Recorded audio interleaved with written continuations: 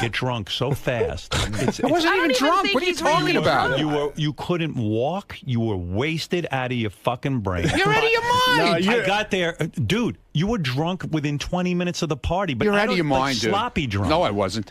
No, I wasn't. I wasn't. Ronnie, you were a little lit, at least. Whenever I came in, and he falls in love with everybody. Yeah. He's hugging me, kissing me. What did you? You're so full of shit, too, Ronnie. Yeah, you were. Yeah, Ronnie. Who came over to me and said goodbye? Ronnie, what smacked me right on my mouth. You did. You kept holding on to me. I was like, Ronnie. I'm gonna have to kiss him on the lips. I kissed him everything's on Ronnie. each Yeah, cheek, okay. and now he's still holding me. What do? Do you order a drink when you walk in and then you slug it down? No. What do you do? Do you know how to? Do you do shots before? What I do you wasn't do? doing shots. Lieberman was trying to get me to do shots. Listen to me. I wasn't doing any shots. Your ego. I didn't do any shots. Your ego is out of control. You're out of your mind. You know, the guy, my ego's out of control. I'm happy for him. He's doing some appearances. He goes to these strip clubs and various clubs.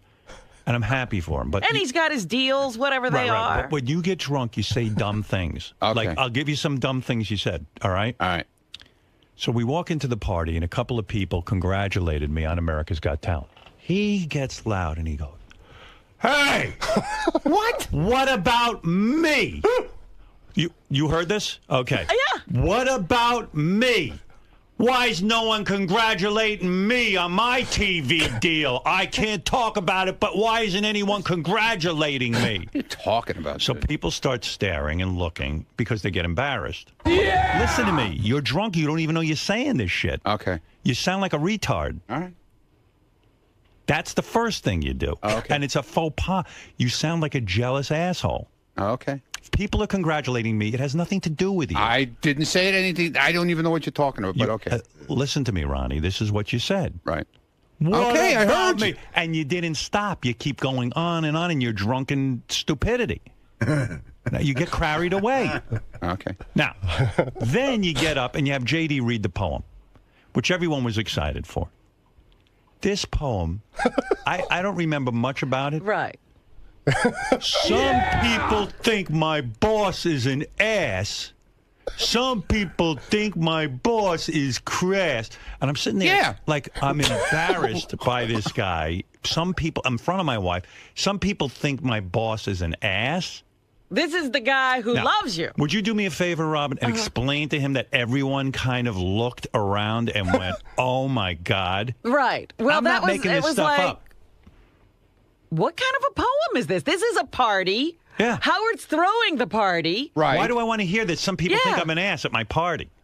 Not people that you work with. It's like people that... Some people think you're a shit. But why is that on your mind at this time? It's the end of the year. Yeah. We're celebrating a great year. Howard's pulled everybody together to show the love, and you got to remind us that things aren't great? Yeah, that some people think I'm an ass? I felt a little uncomfortable reading it. Yeah, I know. well, Ronnie's the only guy who didn't pick up on the vibe. So, but it's like everyone turned to me and go, "What are you going to do?" You know, I mean, the poem started out fine.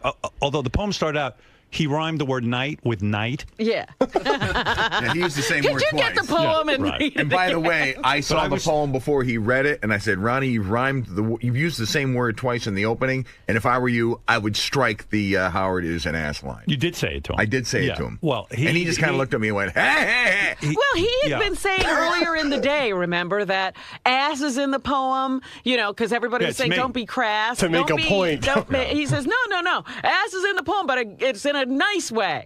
You've lost it. Your ego is way out of control. Dude, humble yourself a little. All right. You're out of control. All right. I'm done. You're drinking too much? Listen to me. Look at me. I'm done. What are you done with? What about an apology? What about an apology? Come here. No, get in here. Get in here now. No, you're not apologizing on mic. What the heck was that? He just left. He left. He's done. Right. You can't do anything right around here. You cannot do anything right around here. It's still early in the year. Yeah. Perhaps you have a chance to turn it around. I'm not turning anything. I am not turning anything around. There's nothing to turn around. Does this mark the end of your poetry career? Go away. Edgar Allan Schmo, I called him. I said, this is the most... Henry Wadsworth Wrongfellow. Yeah. I said, this guy is completely out of control. And it was offensive. I mean, I was actually offended. I was like, okay, look, I know a lot of people think I'm an asshole. I'm a controversial guy, but this is my party. This is your group. This is your friends, your family, essentially. Like, my parents wouldn't say to me, here, some people think you're an ass. They wouldn't bum me out. Like, why would Ronnie do that to me? I'm so good to Ronnie. Some people think my boss is an ass. Some people think my boss is crass. I don't know what happened after that. I know night rhymed with night. I wish, we could that you knew it was off to a good start. JD read it again so everybody knows what we're talking about. JD, come in and read it again. You got to hear this. JD. I don't have it. Oh, fuck. Get it from Ronnie. Come on. There's got to be a copy somewhere. I'll go ask him. Hold on. Yeah. Wait, you'll hear night rhymes with night. Maybe we can get a transcription. And what's weird is I was in the car with Ronnie when he wrote the poem. He talked about the time he found because he really needs quiet. Yeah, he needed quiet to figure out a way to insult me. So I'm standing there with all of my friends, my coworkers. And we're all feeling really, really good about being part of this organization. I'll have to go back and listen to it and type it out if you want me to. We do have it, right? We do have it, yes. Where is it? I mean, there's a bit of intro because I'm laughing and stuff. JD1. Well, we love that. Yeah. Well, who wouldn't be laughing? Like when you read it ahead of time, were you like, oh, man, this is like... you probably wanted to help him out, and then you said, no, I got to read it the way it is. Well, I admit, I was actually embarrassed. I had a couple drinks before I first read it, and not everything got to me. I just wanted to... He sat me down, and we rehearsed me reading it. And then Ronnie, of course, had to get up at the microphone and start rambling into it. And making some sort of... He made 2 speeches. Yeah, well, you had gotten up and made a beautiful, beautiful speech thanking everyone and talking about what a great organization it is and how much everyone supports you. Yeah. And then I just wanted to say thank you because it was like a fantastic party. Right. So I got up and said something to you and, beautiful, what you mean to all of us. Yeah. And then Ronnie grabbed the microphone. Right. Ronnie's a master of ceremonies. It was too much. And you just looked at me and said, he's undoing everything you just said. You mean Fred? You said to him ahead of time? Yes. You said, hey, Ron, take the line about Howard being... that out. Thank you. Thank you for being a friend, as Andrew Gold I said, I know you're the author, and you can do what you want, but if I were you, I would take that out. You were trying to be a good editor. I was trying to be a good editor, and I was trying to help Ronnie out. I was so offended. Because we're all like smiling and Ronnie's going to read a poem, and then all of a sudden everybody just started looking at each other. Yeah, because just the tone of it just stuck out like a dead fish. Yeah. Oh, yeah. I was just like, wow. Like, he's bumming me out. Yeah, Rick. Hey, Rick. Hey, what's up, Howard? Happy New Year. Happy New Year to you. You got to tell on this guy's ego is out of control, man. Oh, with the girls. It's true. It is. I mean, and you can see that, jealousy is the root of all evil. I mean, I know he's been with you a long time, but you may want to watch the back of your knee in case he wants to stab you or something. Thank God he's up front. He was like, what about me? He goes, we walk in and someone must have said, hey, Howard, congratulations on America's Got Talent. He hears this. He starts yelling, what about me? Why is no one congratulating me? Hey, Ronnie's here. And he goes, I just had a meeting with Don Buchwald, but I can't talk about it. Why are you not congratulating me? I went, oh, my God. Is he following me around and going to be doing this all night? Sheesh. Hey, what is he, in competition with me? I mean, what is this? He's out of control. We got to hear that speech.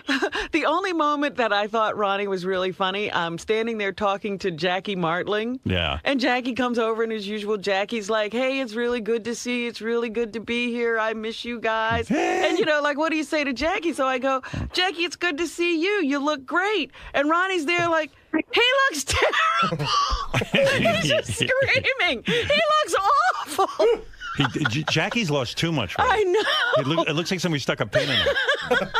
Yeah. But Ronnie's just, like, he's just screaming at the top of his lungs. Anything nice I say, he counters It's like a parrot on your shoulder. He's an asshole. You're trying to get through the evening. Right. Yeah. Well, I mean, yeah.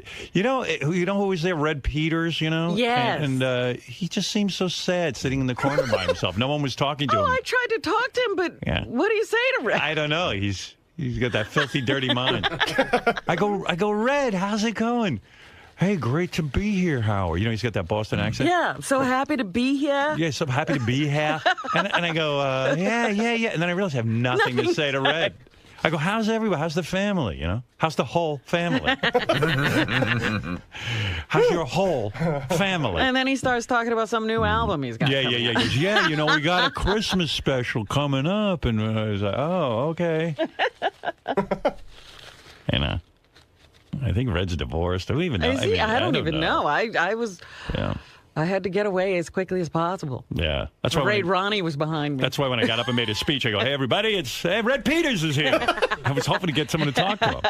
He looked kind of lonely in it. And then whenever I guess he didn't bring anybody. He didn't know anybody, I guess. Oh, whenever I see Jackie at the party, I always stop and talk to him for a while. And, it's almost like I want to shake him because he was like, hey, congratulations on America's Got Talent.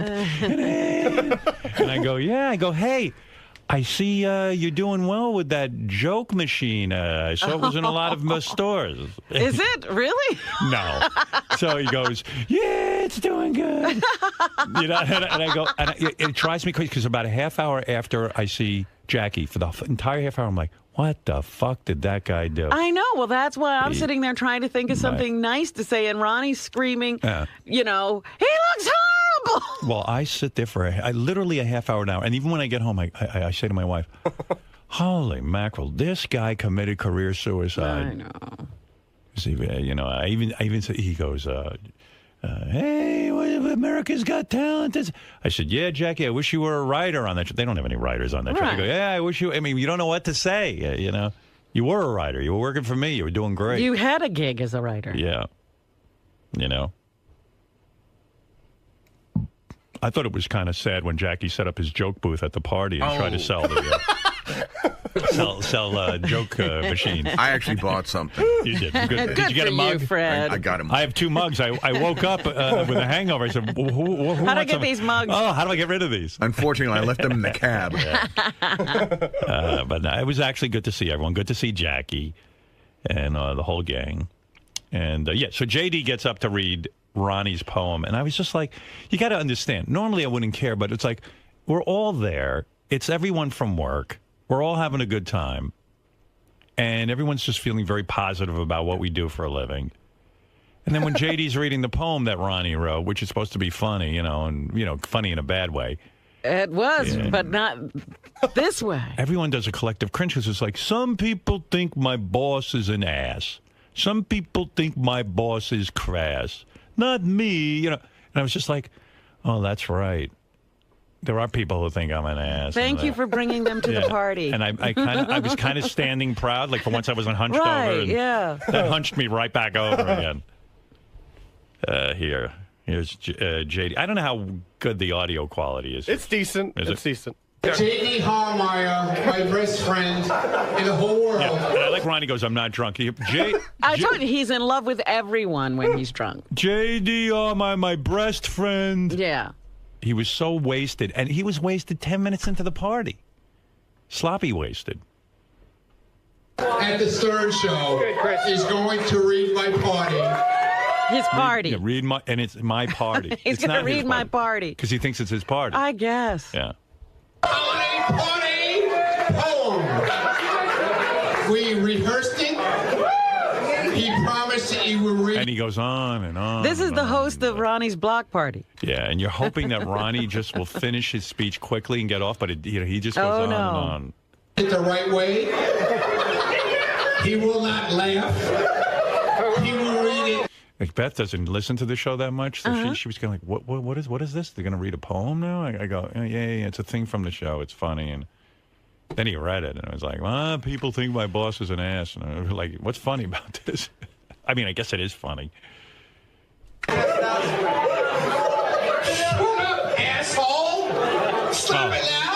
And that's when Ronnie starts cursing into the That's Ronnie's block party. That's what he does. One person says something, and he forgets the whole audience and starts talking to one person. And he starts cursing into the microphone, and I'm like, oh, man. You know, they say public speaking is one of those things that most people are not good have such a great fear of that they won't do it. Not him. Ronnie is the opposite. Yeah. And then all of a sudden, like, if you're at the party, all of a sudden you just hear, asshole, shithead, shit, fuck. You promise? I asked you to do it. You gonna do it the right way? Here's the poem. Here's the microphone. I will step back, and everybody be quiet. Quiet. And I'm sitting and holding my head. I'm like, oh my god, what happened to this guy? He used to be a humble limo driver. He's now a master of ceremonies. Again, like no fear. Nothing. Just, just goes out there and does it badly every time. He's gotten no better at it. And here's J.D. Harmeyer to read the holiday party poem.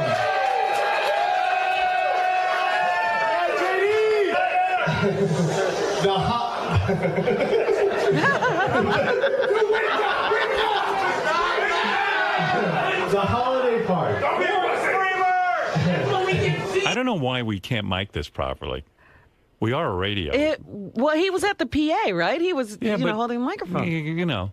Just put a microphone that has a direct feed into the board. It's pretty simple. I don't know if you guys can hear this well at home, but... Well, maybe he'll start reading into the mic. Yeah. Now JD's giggling. It looks like Ronnie's going to smack him in the head. All I can think of, they're making a Napoleon Dynamite cartoon. Yeah, come on. JD's a perfect choice.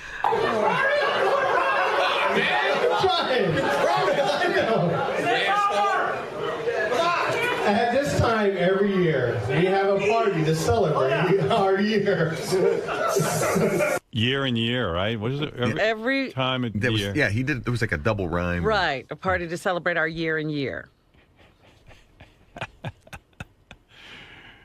I didn't expect good poetry from Ronnie. I didn't expect it to be insulting to me. We have great food, booze, and beer, and plenty of fun and cheer. Sometimes we have a DJ. Sometimes we have a DJ. Sometimes we do karaoke. And sometimes we even do the hokey pokey. We sing and we dance. And once in a while, a jerk will pull down his pants. We look forward to this event where we can let loose and get bent. Some say the host of this party is an ass. Some people say he is crass. Oh, my God. Yeah, you see how the audience even started to get quiet? And I went, oh, I think I'm the host of the party. I think he's saying that a lot of people think I'm an ass. Yeah. Anyway, it goes on and on. So that was it. Yeah. JD, you can, if you can, have somebody write down the poem for you so you can do a reading here on the air. Because it's kind of hard to understand off the tape. And then that second speech of Ronnie's wasn't any better. Oh, you mean this? Thank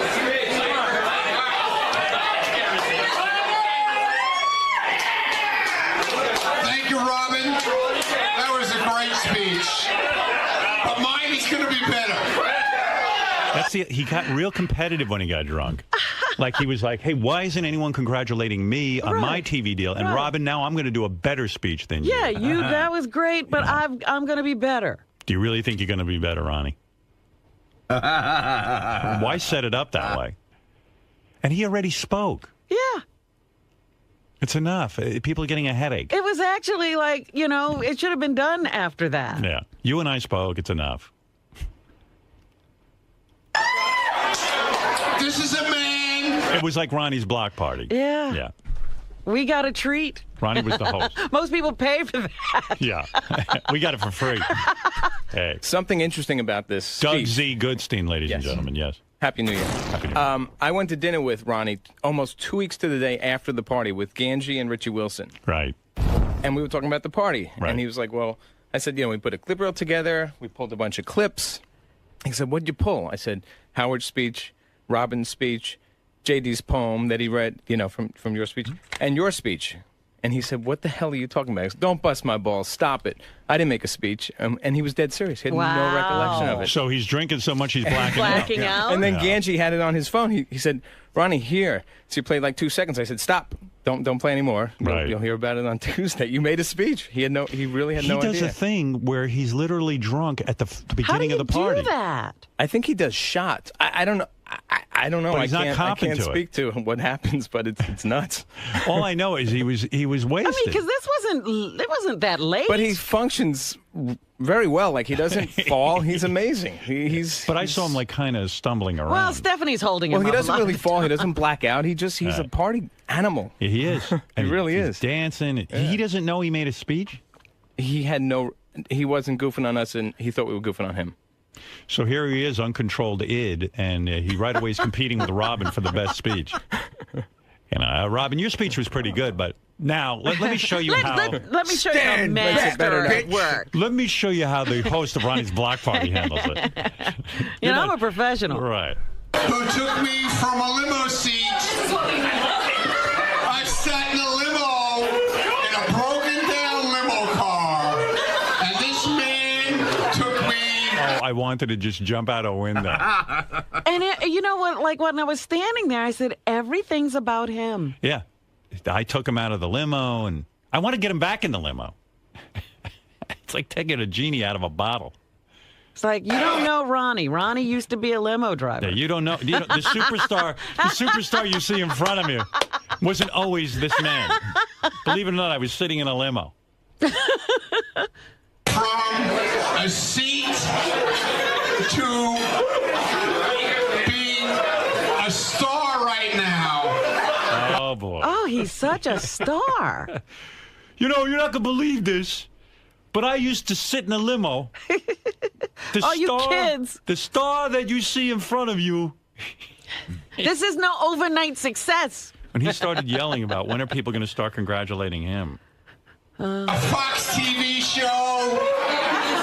So where is this show already? And what is this about you? He's supposed to be saying something about you. We'll get to it. I guess that a lot of people think I'm an ass. I love this man to death. Good thing I got him out of the limo. Imagine what he'd be saying about me. He's the best. We love Howard Stern. I can't tell you how much I love this guy.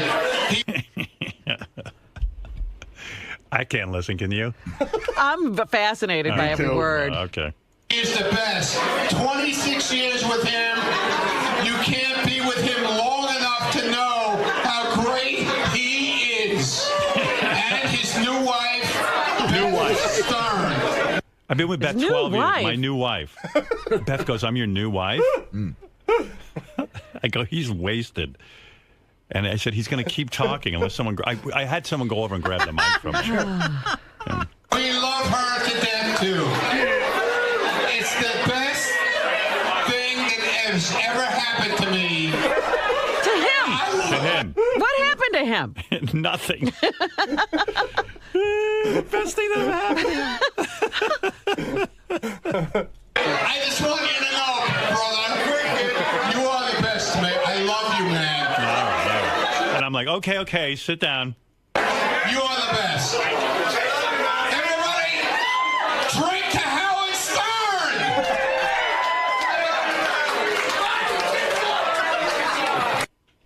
Wow. He was in rare form. Oh. Who was worse, Benjy or Ronnie? Well, they were tied, I think. Yeah. Benjy said he was on the wrap-up show that he was going to go to the Christmas party and not create a scene. He showed up and was a scene. Him and the new girlfriend. It was just remarkable. Everyone said to me, go look at Benjy. So I walk over, which is what he wanted. Of course. And he's dressed as a hip-hop guy, and he's got these 3 disgusting hickeys on his neck that, like, I mean, I've never seen anything more gross. And he's sweating. And then I go over and I say hi to him, and he's... Oh! Yeah, look at that. And he's putting on... Oh, my God. Look at that, Robin. Yeah. It's like cigarette burns. And then he's wearing that dark beard and an outfit. And I went over to say hi to him and his girlfriend. She had an attitude. Like, she wouldn't even say hello. Oh, no, she doesn't. I said, as they were walking by me at one point in time, I said, hey, guys, how you doing? Just looked straight ahead like, you know, she was like Arnold Schwarzenegger avoiding the paparazzi. Are you Benjy kidding? kind of gave me a wave, so my hat's off to Benjy. Oh, my Right. God. Look at that picture. It was really weird. Dude, what were you up to? What was the whole shtick there? I didn't get it. You weren't very nice, and you. I wasn't. No, and you were being a bit of an asshole, actually. Oh, I didn't mean to seem like that, but People because I was coming happy over to say hi to you, and I'm sure if she didn't say big hi to you, she was shy.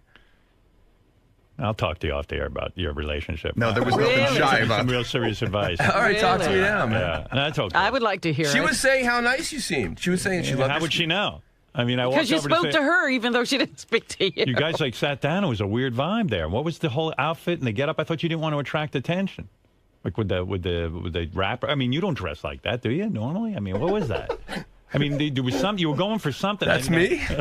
Yeah, right. That is you. It looks like somebody pasted his face on a picture. Look at him. Oh, gosh. I don't know. What was going on there? What do you mean? Did you guys have a plan of some sort to be? Well, like, she kinda... did tell me she was gonna. She said she had an outfit for me ready, and that was the outfit. So I don't know. But what is it? You guys have to make a statement, I guess, huh? I thought, listen. I know for you guys, I probably would have dressed more mellow if I had picked the outfit ahead of time. Right. But I know your plan was not to create a scene. No, I like dressing up though. Right. Okay. So you were happy. Yeah. All right. Except for you guys, like, I know you guys don't like things out of the ordinary. No. It was fine. Listen, I didn't care one way or the other. I know I went over to you guys, and you seemed to be like putting on like a hip hop, like when sometimes hip hop people don't like to talk to white people. I was probably. It was like you guys were, the outcast, the black people, and you were angry with the white man or something. I thought there was a thing. I was like Puff Daddy. There was an attitude. Yes. They rehearsed. No, there's no doubt that you guys must have had a discussion before. They came in late, and they sat down like at one of those tables, and The they sat banquette, alone. And it was definitely a vibe. It was almost like he was a VIP. It's like Jay-Z and Beyonce, and they were going to talk to people. Right. It was like a funny vibe, Benjy. Everybody said that. Like you guys didn't. You stood out by just acting odd, and you did look weird. I was all the way at the back of the restaurant at that time, and just floods of people running. Benjy's here. You gotta go see Benjy. Yeah, he was putting on a whole show. So, but you were putting like most people walk around the party and kind of go, "Hey, man, what's happening? Great year." And you kind of pal around and you talk to everybody. It's kind of nice to be socializing instead of working. You seemed to like put up a wall, and you sat down with the girlfriend, and you had your arms folded, and you were kind of like in your own world, and like it seemed like a show to me. Am I off base? Well, I did. Maybe John Hines suggested on the wrap-up show. He goes, because everyone says acting. I thought they were acting. I've been obnoxious at parties, and like he said, why don't you just go sit at a table, and whoever wants to come up to you will come up to you. I thought that was a good idea. Oh, so that's what you did. And that's how I treated it. I felt like Benjy was one of those performers who gets dressed so you can take pictures of them with them at the party. Yeah. And so I said, I'm going to go over and have my picture taken with Benjy. I think it's so funny that Benjy doesn't know how to, like, somebody gives him a suggestion and he just takes it all the way. Yeah. He doesn't know how to just go to a party and act like a human. I mean, John Hine made that casual comment. And he goes and does it. No, it's John's fault. No, but it was kind of like, too, like... I thought it was a good idea. Like Beth who and wants to talk to you will talk to you then. I would think your girlfriend... Like, look, I'm your boss. You think your girlfriend would come over, like, say something, or you would say to me, hey, Howard... I thought I did say, it's a great party, thanks, Happy New Year. Did he? I mean, he was gracious. He sent a beautiful orchids to the house and everything. Benjy was a class guy, but... At the party, he was putting on some sort of weird act. If anything, I'm a little shy around you in that kind of situation. probably also. No, but you were doing it with everyone. Right? JD, am I off base? Well, I'm also, because I'm probably... What was going on with him and that girlfriend? I don't know. I walked up to him, and I saw the outfit. I was like, I'm not even going to deal with this. I said, hello. I was laughing, like, right in front of his face. Right. I had to get out of there. Right. And the girlfriend seems unfriendly, too, right? I didn't really talk to her. I just said hello to Benjy, and, you know. Well, she sort of has an attitude that she's not liked, I think. Because I don't know why. One thing she said to me, I told you, I sat down next to her, and I said, I want a picture with you guys. And, you know, she was like, yes, and she was posing for the picture and everything. There it is. And then she said, thank you so much for coming and take a picture with you. I said, I'm happy to. Yeah. And she goes, oh, yeah, right. Like, like that's the truth or something. Like she couldn't believe that I would do that. She said to me right after, she was, oh, that was so nice. I got to talk to Robin. She was really nice. You got to tell your girlfriend, nobody's really sitting and thinking about her all that much. I think maybe she thinks she's like Mariah Carey or something, I think I think you're thinking about it and getting all these thoughts in your head. No, I mean... we're not. You gave that vibe to everybody that was at the party, Benj. Everybody got it. Oddly, again, we all got one vibe, and you got a different one. We're not the nutty ones. All right. I just came over to say hi and see what was happening, talk to your girlfriend, say hello, and ask her how her career was going, but... You guys were definitely sending out a vibe like, hey, like a P. Diddy thing. Yeah. It's a shame that Ronnie won't come back in. Right. Because I understand that there was some friction with Ronnie. I guess. Oh, really? I guess Benji's girlfriend was dismissive of Ronnie's girlfriend, and Ronnie got very upset. Dismissive? Yes. Yeah. Well, I don't know. When we walked in, Ronnie started cursing at us. You're kidding. Yeah, and then... But see, like Doug Goodstein told me his wife... Will told me his wife went over to say hello to them. And Benji's girlfriend put out her hand like for her to kiss. Oh, my God, come on. Yes, she did. Hey, shit. You think Will made that up? She definitely is a superstar, I mean, well, she is in my eyes. Yeah, well, not in ours. Well, she should be. But everybody else missed that part. Yeah. I mean, we're just regular folks saying, hey, happy Christmas, Merry... I'll tell the bodyguard Yeah, what there's everyone no velvet rope at the party. Yeah. There is for me. Ooh, what's going on in the hall? Fire alarm. Yeah. Man, that's weird. You want to read the poem? I have. If you want me to, I have it. Yeah. Wait. Hey, John. Hey, you're on the air. What's happening? Yeah, John from Valdosta. Yeah. Hey. Hey now. Happy New Year. Hey now. Listen, thanks for what you did to all the fans. Just wanted to point out that you did a mini intervention with Ronnie. Thanks. He's either got amnesia or serious denial. I mean, I love him. He's like an uncle. But he is like an uncle. The crazy uncle. The crazy uncle drinks too much. Yeah, but stay with that because, I had a councilman down here who's 18. After one drink, he would become the Rat Pack. He didn't even know who they were, but he would just completely forget what he had done all night long. Yeah, Ronnie's claiming he doesn't remember making a speech. That's odd. That is odd. Thank you. Thank you for the call. Yes, Dan, you're on the air. Dan Kishmer Tuxaran from Philly. Yes, Dan. No, Dan. Okay. I'm wondering if you should read the poem before the break or after the break. Read it. Go ahead. Here's Ronnie's poem. It's read by JD. Once again. The holiday party. At this time every year, we have a party to celebrate our year. So far, so good. Every time this year. I know what rhymes with year. Yeah. Year, beer, gear, I don't know, fear. That's the next paragraph. Right. We have great food, booze, and beer, and plenty of fun and cheer.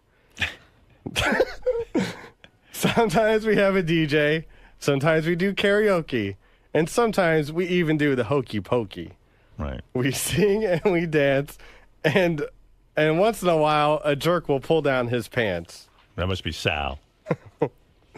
We look forward to this event where we can let loose and get bent. Some say the host of this party is an ass. Some people say he is crass. Yeah, I mean... I labored over those two lines. But the people at this party love Howard and Beth, because in our eyes, they are top class. Great. At this point, I'm like, oh, this can't end fast enough. We raise our glasses to you and cheer until we meet again this next year. So we thank you, too, for this great night. And now let's party into the wee hours of the night. Oh, God, night and night. It was year and year. He was year 3 times. Night and night. Cheer and cheer all through the poem. Right. Well, that was He it. only knows a few words. Nice read, by the way. Thank you. Yeah. Thank you. Nothing like the holidays. Benjy, Why is it always Ronnie and Benjy, though? Yeah, Benjy and it's Ronnie. every year. And they both are shocked that anyone thinks that they're weird. It's wild. You know what? I have to talk to Ronnie about. I remember when Scott, the engineer's wife, called in and yelled at Ronnie on the air. Yes. The two of them were dancing the night away. Ronnie and Robin? Robin Salem. The two of them were like the best of friends? Buddies. Wow. Well, that's good because I thought there was a lot of bad blood. No. I don't know what happened. Ronnie charmed her. Well, that's the only one. Hey, Scott, since I can't speak to Ronnie, can I ask you, how did your wife end up dancing with Ronnie? Before he got drunk, he must have been charming. And honestly, dirty dancing. Really? Yeah. I missed that. To me, it looked dirty. You know how Ronnie does that humping? That grind? How did your wife, who hates Ronnie, end up dirty dancing with Ronnie? I got tape of that. I mean, I was shocked. How did he? They worked it out. I mean, they spoke. Robin, went up to him and they spoke. At the party. At the party, yeah. Well, but I thought she hated Ronnie. Well, she didn't hate him. But she had terrible things to say about him. She had a disagreement with him, yes. But no, she... Were you surprised they ended up dirty dancing together? I was a little surprised, yes. Yeah, me too. But, yeah, no, she was, very good, and she talked to him, and they worked everything out. Yeah, Ronnie didn't knock her up during that dance. I was going to say, did you get lucky? She got all worked up for Ronnie, and you got the benefit? Yeah. Wow. Yeah, so everything's great. Yeah, great. Yeah. Okay. I was shocked. What can I say? Yeah. Ronnie working his charm. Oh, wow. I don't know if it was Ronnie. I missed that. I would have loved... Oh, I have to give the credit to Robin. It was dirty dancing. Here, there they are. Oh, look at them. They're hugging. I was like, I must be daydreaming. Wow. I could fuck her. Yeah. They were having fun. I said, she hates him. Yeah, from that conversation the other day, I thought they'd never speak again. Look, the two of them. Like long-lost friends. I'm being cuckolded. And he stands around watching. I was enjoying the fun. He's stealing my woman right in front of me. What's going on? It was very nice. Poor Scott tries to smile through it. He's probably like, oh, I hope nothing goes wrong. No. Scott, did you miss a little section of your beard there today when you were shaving? Oh, there's a big patch of hair on the side of your neck. Yeah. I do that sometimes. I don't know. Yeah. Sometimes you miss. Have you gone to that new look where you wear a chain on the side of your pants? No. Is that what's hanging off the side of your pants? My ID. Oh, okay. I thought you were getting stylish. No. I don't get stylish. I mean, because from what I remember that conversation, your wife called Ronnie classless and an asshole 2 months ago. Ronnie, I would never want to go someplace with you. I don't want to go anywhere with you. I'm going to tell you something. You are, to me, a dredge of the earth. Wow. Well, thank you very much. I appreciate it coming from you. In other words, he could be a bad influence on Scott, I think. No, you know what? He's not the type of person I would hang out with. Right. Oh, who would you hang out with? He's classless. Right. And then she's dancing with him. Yeah. Yeah. It's amazing. Ronnie really worked I guess, his charm. she has a little blow up and then she gets over it. Yeah. Yeah. All right. Everything's fine. But I'm glad. I didn't say it wasn't. All right. Thank you, Scott the engineer. Everyone loves hearing from Scott. Yeah, I'm glad because I felt bad that day that they had their run-in. I guess you could tell that Scott, his New Year's Eve, I guess his resolution was that in 2012 he was going to be Mr. Personality. Yeah, I think you heard a little bit of it coming I just through. came alive. Everything is all right. I'm electric. Everything's fine. No. Everything's fine. No problems. No problems. I don't think it was Ronnie. He's fascinating. JD. Yes. Do you feel the same as Howard? I mean, it wasn't about me, so I can't, I don't know. Does Ronnie take it too far? I mean, everyone knows the way Ronnie typically acts, but...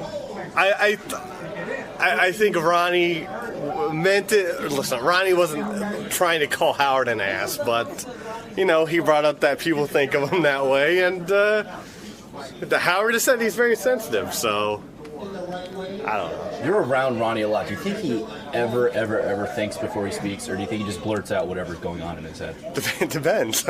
It depends. If he's drunk and, there's not a whole lot going on up there. Depends on the vodka. It depends on the vodka. And vodka? Yes. So. While you're standing up there, you mentioned you felt extremely uneasy. I felt, excuse me, I felt uneasy about that line for sure. But listen, I was a little lit myself. I just got done drinking 2 Jack and Cokes, like within an hour. So you had a little bit of liquid courage going. I had some liquid courage going, and I just wanted to power through the poem. Were you ever fearful that you're sort of going to be looked at as a moron by association because you're reading a published work by Ronnie Mund? Like they're gonna blame you, even though you're just the conduit that's getting. No, it wasn't. I wasn't really going through. I just wanted it to be funny, funny in a bad way, or funny in a good way. I just wanted it to be funny. That's all I was worried about. Ronnie. Yeah. We kind of run out of time. I noticed that you're still very upset. You're still very upset with Howard right now. Your point? Well, a lot of time has passed. Usually you cool off, when people get their balls busted. I'm cool. But the anger's still there, the resentment for his comments. I'm cool. He's got his opinion. I got mine. And what's your opinion? My opinion was I didn't try. It was nothing to insult him. Believe me. If you listen to the whole fucking poem, it wasn't insulting. You think Howard comes down on It was just pointing out that certain people say bad things about him, but the people who work here think he's a great guy. But he didn't see it that way. He's seen it. I insulted him and his wife, so whatever. Do you think there's some things you could have done better in your public speaking at the party? No, absolutely not. I didn't do anything wrong. What will this ride home be like today between the two of you? I don't know. Ask him. Well, I noticed when you went to the studio before, you really gave him the cold shoulder. Are you going to continue this? I didn't give him the cold shoulder. I gave him his breakfast. He said, "How come I didn't come in? How come I was a baby?" I said, "I don't want to talk to you." That's all. It's kind of the cold shoulder. It's not the cold shoulder. It's a lukewarm shoulder. No, it's not a lukewarm shoulder. It's not a warm shoulder. It's a fine shoulder. And if you don't have talent, he's going to tell you, like Simon. It's fine. Speaking of the party, look who's here, Mr. Party. I'm the life of the party. Night rhymes with night. What time? Time rhymes with We're not doing time. I don't know. Does anybody know? Nobody said anything. No. No. That doesn't mean anything. I say no. 11:30. If you see anybody, tell them no. Just say no to everything. 11:30. Are we having a meeting today? I don't know. Say no. No, we're not having a meeting. 11:30. All right. Now I can go get hammered on the Night wrapper. rhymes with what? Night. My boss is an A. This is the best of the wrap-up show. A recap and behind-the-scenes look with John Hyde and Gary Dell'Abate. The best of the wrap-up show begins now. Hey, it's Gary Dell'Abate, Baba Booey. On Monday's wrap-up show, we discussed how Benjy was busy over the weekend at the big Anthony Weiner press conference, making a whole scene out there. Benjy came in and he was torn between the fact that he hated what he did, but he loved the attention. Lisa G talked about their trip together. Steve Langford talked about how much he loved the whole thing. It was great. Here's how it went.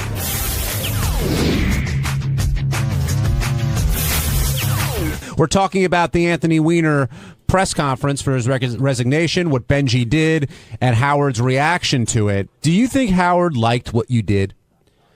I think. Listen, I don't like a lot of what I did, and I think Howard probably enjoys the whole, all the hoopla about it and everything, and I think if you look at it like the video, it's funny. It's like there's funny theatrics to it, but I don't know how much it bothers him, but to me, it's like I don't like the fact what I did. Like I interrupted his speech. Like the first, people are just as mad about the first press conference, but I'm fine. I did it at the proper time, and like when he was taking questions, I was told he wasn't going to take questions at this, and when people started shouting, I was like, this is my opportunity. Otherwise, I'm not going to get one. See, I think you're being too hard on yourself. I think Howard's biggest issue is, I think, first of all, he's giving you a lot of latitude as a comedian, saying, hey, you got to try stuff to make stuff happen. And I think his biggest complaint was that you couldn't be heard well enough rather than that you did it at all. Well, you can, I mean, on our video you can hear it. Right, but you couldn't if you were watching. It just sounded like a guy screaming, but it's not your fault. You took a shot at it. Right, but like that's the I guess we have different problems with it then. Like I just whether it's funny or not, I think it was wrong for me to do in that manner. And the other person, and it came across as like, which first of all, it came across as like that. I was like, oh, I'm gonna get Anthony Weiner. There's nothing about that. I don't think what he did was a big deal, like to the public sphere. It's a big deal to him and Huma and everything. I know it comes across. It almost comes across like Benjy's one of those like right wing nuts who's looking to take him down. Which is like funny you're in trouble when Ann Coulter's your biggest supporter. Well, I think a lot of people she liked it. I'm assuming for the wrong For I just think it was funny. It's ridiculous that we're like making such a big thing about this. But you seem to all throughout today.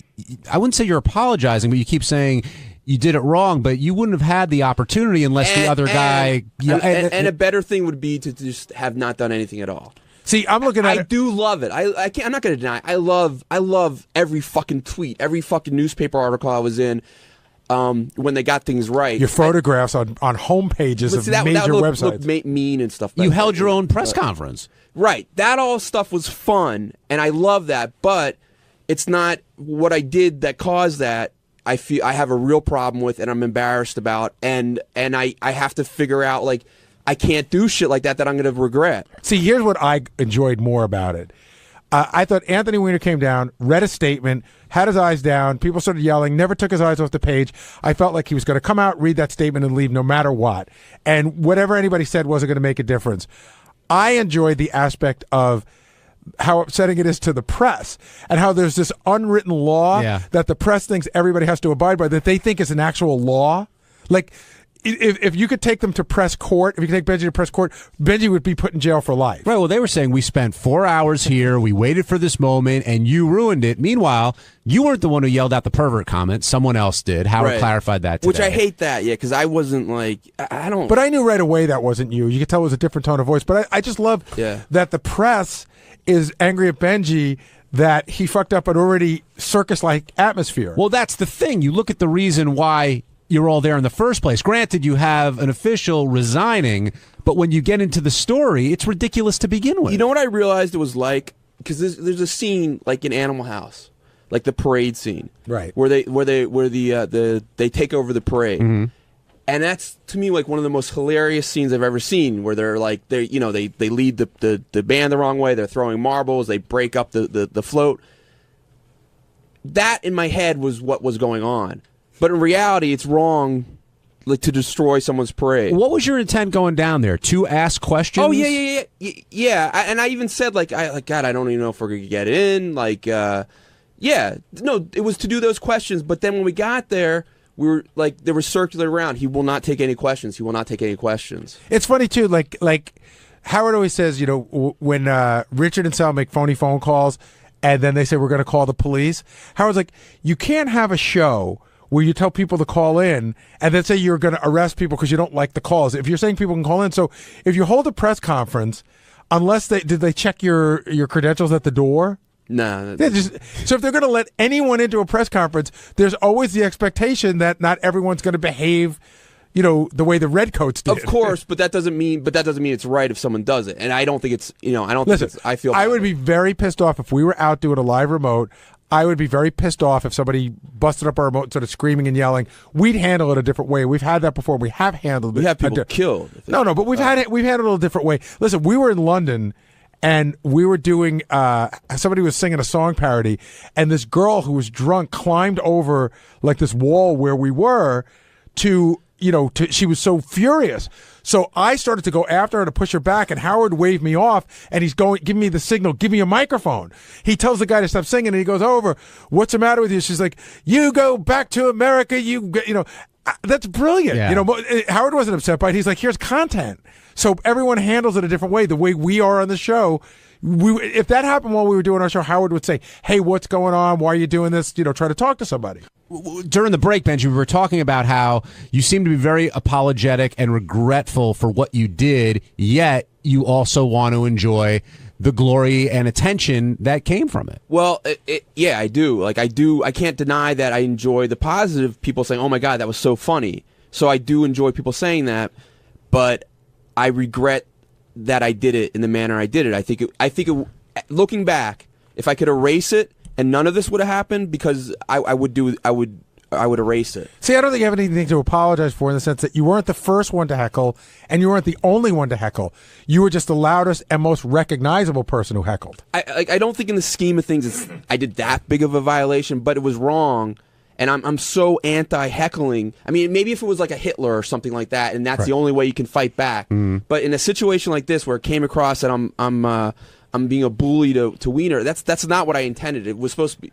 We were all supposed to have fun and laugh, and I thought he was going to laugh too. So. Why did you think he was going to laugh? I don't know. I'm teasing about that. Lisa, is there an unwritten rule amongst the press about what Benjy did, or what? And anybody comes, are you supposed to follow certain protocol? Yeah, I definitely felt like it was old school media against new school media. How do you mean? Because the people who were there with the iPhones and the laptops, they weren't complaining. They were jumping right in on the action. They just turned everything around. You have these old-time news people with their big cameras on, locked into these stilts, these sticks. Tripods. Yeah, so they can't move, and they're all locked into this one soundboard. So everything they need from that news conference, they felt Benjy got in the way of. And I was laughing the whole time, from the cab to the Senior Citizen Center where the press conference was held.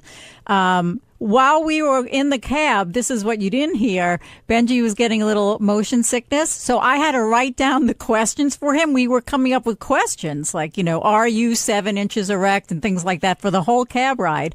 And then we're on Ocean Parkway, and we don't know where we are. So Benjy sticks his head out of the window to a young couple in a car and says, "Excuse me, which section of Brooklyn are we in?" And the couple yells out, "You're in Jewland." I mean, it was bizarre from the time we got in the cab all the way to the news conference. But the great Lisa's, so I said this to her before, anything you say, she's very sweet and she just cracks up at anything. You were funny. I was like, this cab is so yellow, and she just cracks up.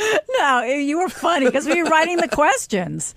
You're saying Lisa's a good audience? She's great. She's very sweet, and it was very nice to have her there. And also, he's a new camera guy. He's not allowed to talk, but Rob Martin, I think is his name. Rob. Why is he not allowed to talk? I don't know. He's not allowed to talk when he's on camera, when he films you. Oh, right. He's like sort of the fly on the wall kind of thing. But he's our new. He was great. He then came too. you noticed that Benjy was getting nervous.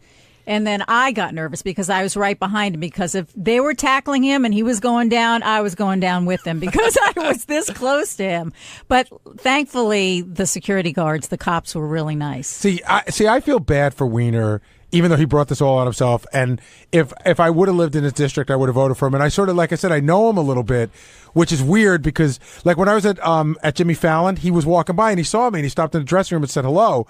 I have a feeling he won't be saying hello to me anytime soon, which is, I'm sort of collateral damage. Just 2 weeks ago, or?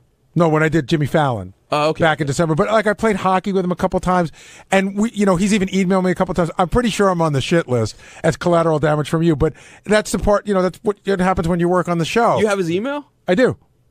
But he's never texted me.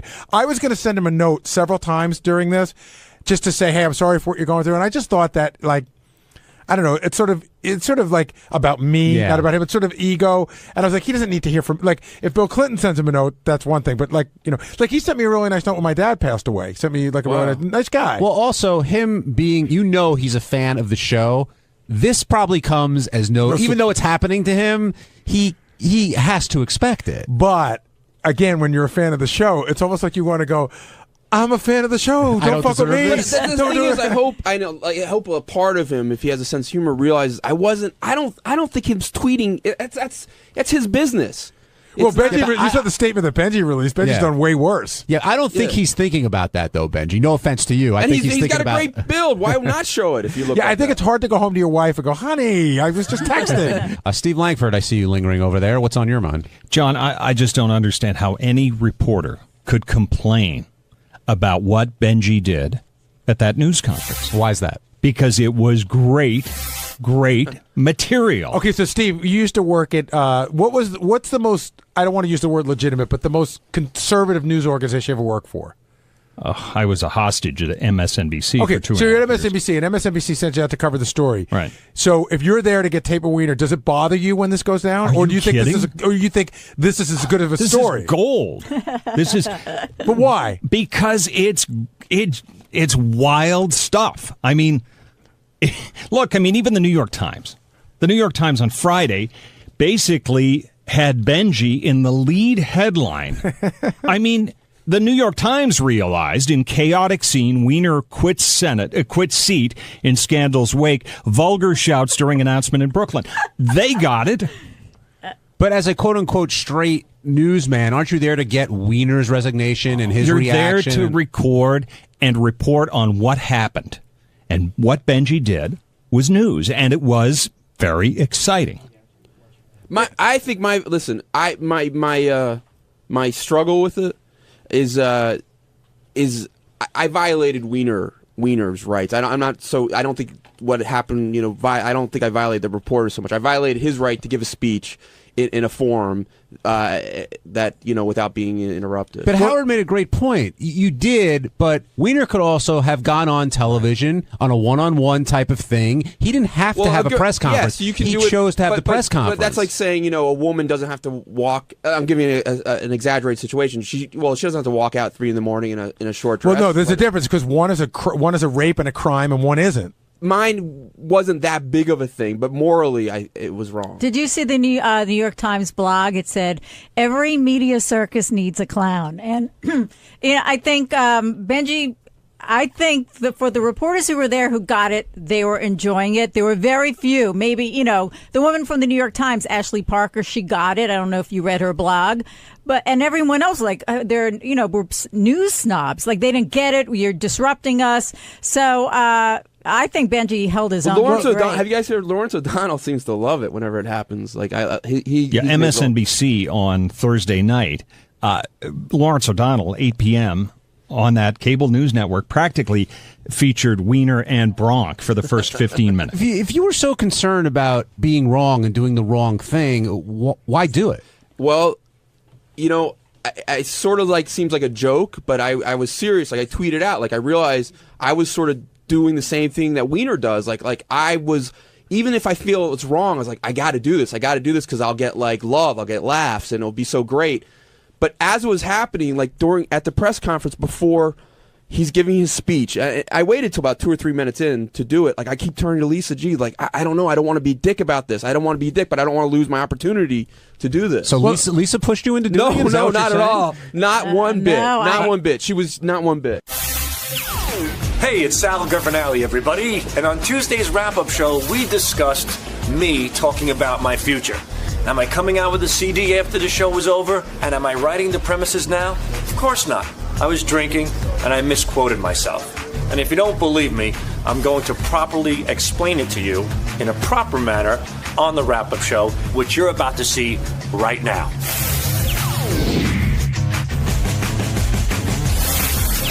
What I want to start off with, and the guys I know right now, they're in the middle of a prank call, but they are going to come down, is Sal and Richard. What happened was Sal and Richard were doing a meet and greet out in California. Now, I don't think they did any comedy.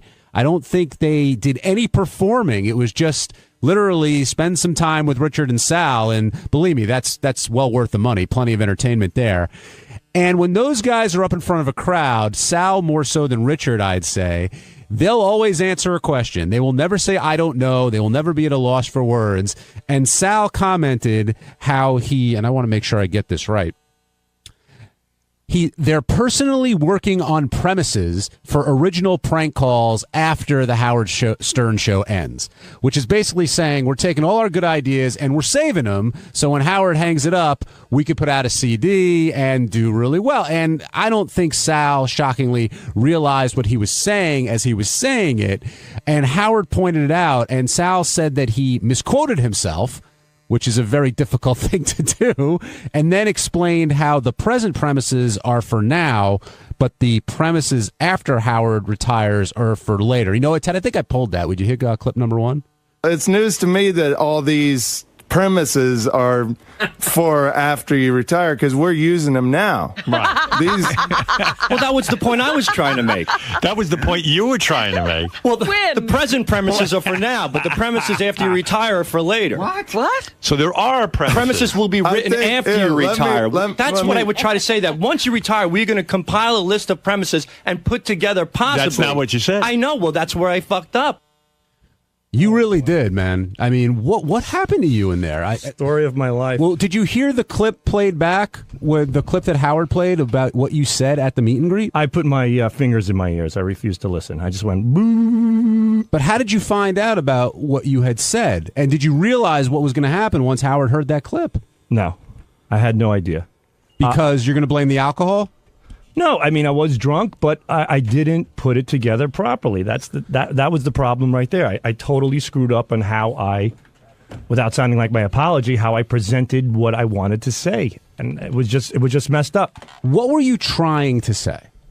The same thing I told Howard. What I was trying to say is that a lot of people asking me, what are you going to do once the show is over? What are you guys going to do? We really don't know. But a thought was that we could come out eventually with a prank call CD where we would put together a whole bunch of premises and whatnot and ideas, and we'd put them into gear, and then we'd make this CD. But you said you were working on, you said you had premises already. Right, and that's where Which I thought sounded very shady. I agree. No, I'm being serious. I agree with you 100%. I don't know if you're using shady based on last week, what Howard said. No, it's just shady, based on shady. What? I had a cough. So anyway. It did come across as shady, Sal. I agree 100%, but it's quite obvious and quite apparent that everything that I do, as we all know, as I work here, we're constantly thinking, we constantly have a think tank going. As a matter of fact, I was just applying a premise today with Richard Christie. We just did another Tradio prank call that we were in the process of doing. That's why I was a little late here. So yes, after the show's over, we have to come up with premises and then come up with a prank call. I should have said it that way, but I made it seem like I'm doing it at the moment, which makes no mistake. It makes no sense because I'm here for another 4.5 years. But what did you mean when you said I'm saving some premises for when Howard retires? What he said was he's personally working on premises. Personally working on premises. Right. Thank you. For original prank calls after the Howard Stern show. So yeah. How would you interpret that? Exactly how I said it. No, how would you interpret it if you heard it? I would interpret it the same way you did. Right. Like it sounds like it's present day. It didn't. You basically said I've got stuff. That's what it sounded like. That's why Howard got upset. And I don't blame him. And I would be upset too. John, do you have the other line? Sorry, but the thing is, what was the other line that he had? You need some water? Are you all right? Here? No, I'm okay. Yeah, I do need some water. That's one of his premises, a cough prank call. Well, I liked it when they were called ideas or notions. Well, Sal did say he misquoted himself. And then later... This is the one I want to hear. He said, the present premises are for now, but the premises after Howard retires are for later. That's exactly it. What's there not to understand? Everything. Explain that sentence. The first problem is you're asking me to explain stuff that I said. Half of the time I don't know what the hell I'm talking about. That's the mistake right there. You were in deep backpedaling stockbroker mode when Howard got you on the ropes. I really wasn't, because I knew it was being taped. I knew it was an open forum. I have nothing to hide. I just didn't present it properly. I could possibly not be doing something where I'm saving great ideas. Every idea I have, I present to the show. But we did have the discussion, Richard and I, that after the show's over, we will be writing and putting together, hopefully, a prank call CD. When you said it that night, did it even click in your head? Or, not one bit. So when you heard it this morning, you were like, holy shit. When Howard said Sal did this, did you say to yourself, I wonder what it was I said? Absolutely. And I'm still thinking, I'm like, I have no idea what I said. And your buddy over there said it was news to him that you're holding on to these premises because you're using them every day. Right. Were you trying to defend your pal there? Did you realize like how deep the pool he was in and how he was kind of trying to tread water and get out of it? Or Did you realize what he had said, or were you all messed up too at this I thing? did, and I just let him say it. I don't want to be like a parent and say, Sal, you're not saying the right things. You're all messed up. I just let him say what he says, and then we explain it later. But we work on premises, and the next day we do the calls. We had a premise yesterday for a call, and we were just working on it now. Hey, so. Gary, how did this end up as part of the show? Like, someone sent it to us. So did they notice that? Like, no, they totally noticed it. Somebody said, somebody sent it and said, go to 318, and you'll hear Sal say he's saving ideas for after how he retires. Did you realize at all before this came up that you had misquoted yourself? Not one bit. Not one bit. Because there was no reason for me to be upset. I had no problem. I came to work with a clear conscience. So this was a total surprise. Ignorance is bliss. No, ignorance is not bliss. I wasn't being ignorant. I befuddled my words, so to speak.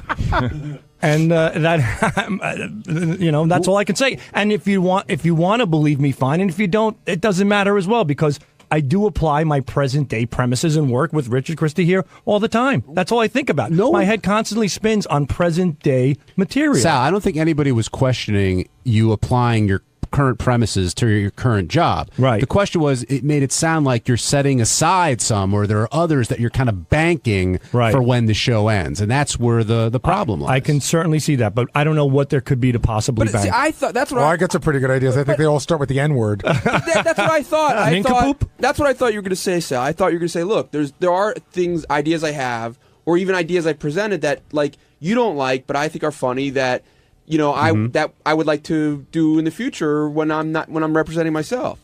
That would be a great answer, but unfortunately I'm not smart enough to think that far out and be that specific with things. I got to tell you the love between Richard and Sal. Richard walks into my office and he goes, "This is all news to me." And I said, "You got to go in." And he goes, "I don't want to throw Sal under the bus." I go, "He's running over you with the fucking bus right now. You got to get in there." Like he was throwing you under the bus. I wasn't throwing him under the bus. You were taking him down. It made it sound like both of you were saving these premises. Well, we are a team. Anything we do together. So if he said that and Howard took it and get yelled at, and you walked in and you got yelled at, would you just take it because you're a team? Well, yeah. I mean, he misspoke. Sal does that pretty often, and I'll take anything for Sal. Robert in Texas, you're on the wrap-up show. Hey, how y'all doing? Hey, I just want to point out, Sal knows exactly what he's doing. It's like every time he gets busted now, he plays a stupid card, and it's getting really old. He knows exactly what he's saying. Nobody could be that dumb. All right. Well, thank you, sir. Isn't that the part where you go, "I could be that dumb"? No, that's a compliment. I'm not that dumb.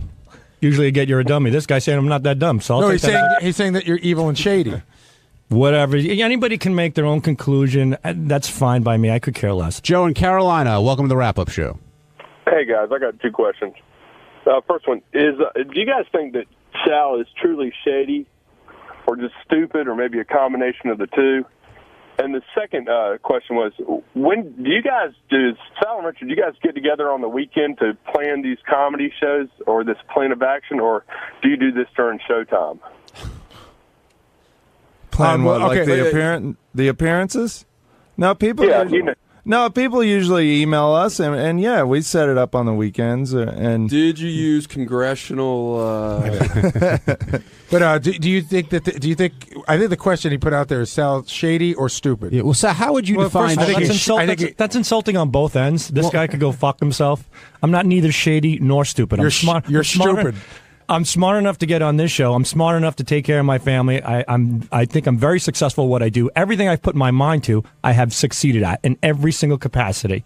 So there's the answer for as far as your stupid question is concerned. Because I didn't know that California at one point was a specific spot on the map. You know what? Take that map, shove it up your ass, and shit it through your fucking throat. I could care less. So there goes your stupidity answer. Answer the shady one. Shady? Take it any way you want. Am I shady?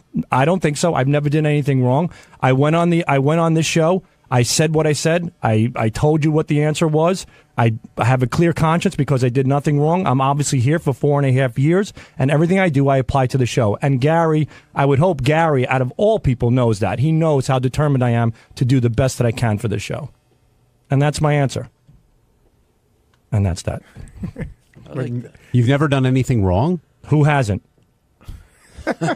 You just said you've never done anything wrong. As far as this, as far as that show was related and what I said in context to putting premises together today for 4.5 years, no.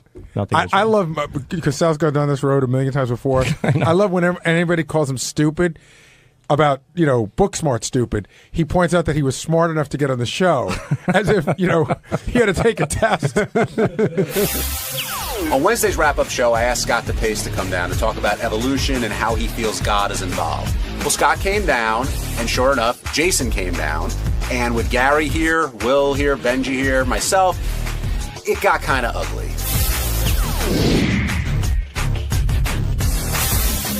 Of course, I can't forget Scott DePace saying he believes in evolution as long as God is involved somehow. But that's not possible, right? You're either a creationist or you believe in evolution. Is there a middle ground? Yeah, for sure. How? Is it? I mean, there's a million middle grounds. You could say. No, in other words, if you say either you believe God created the universe or you believe it was scientifically created. Well, what's scientifically created mean? There's no scientist that will say what the creation is. They'll say from Big Bang onward. Right. But what started everything? No one, there's not. I don't think there's any working theories about. So, do you think that that man was created by God, or that man evolved?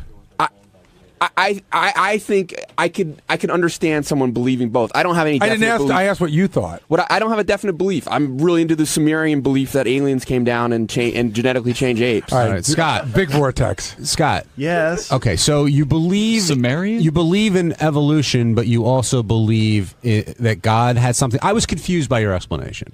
I just believe that. First, I don't know. None of us do, but I'm not willing to say that. If I believe in God, there's no way God would have something to do with evolution.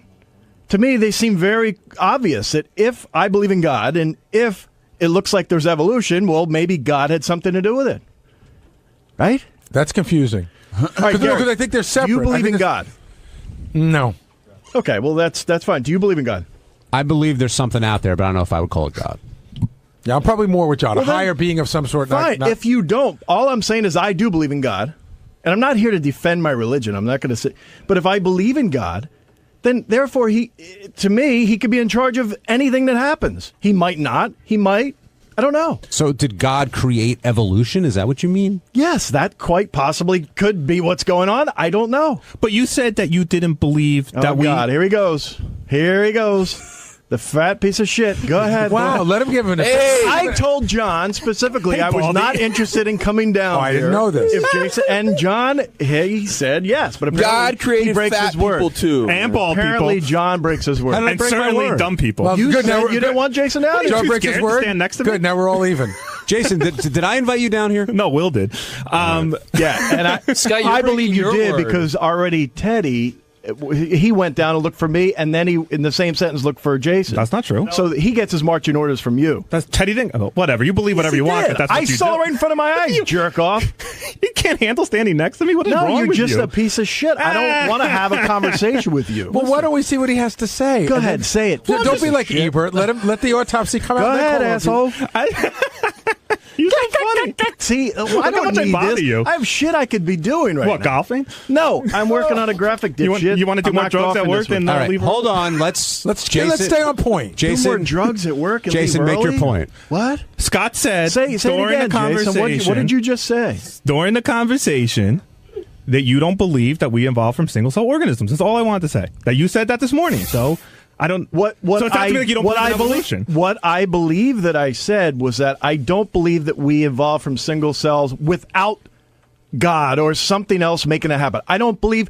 Obviously, what the rest of you believe is that there was a big bang, and then there happened to be this little one amoeba, and somehow out of that, all of us were created. I just don't believe that, unless something like that happened by way of God. So the actual theory of evolution you believe in, just that you think God might be behind it. I don't think that's a weird thought, but that's not what Thank you you. said Well, on the air that's today. what I tried to say. Well, you didn't try hard enough. When you try to explain your theory on evolution, you and Howard kind of got into it, which quickly evolved into you not believing that Bush lied, and it turned into That's that. just it's an illogical thought to think that he did.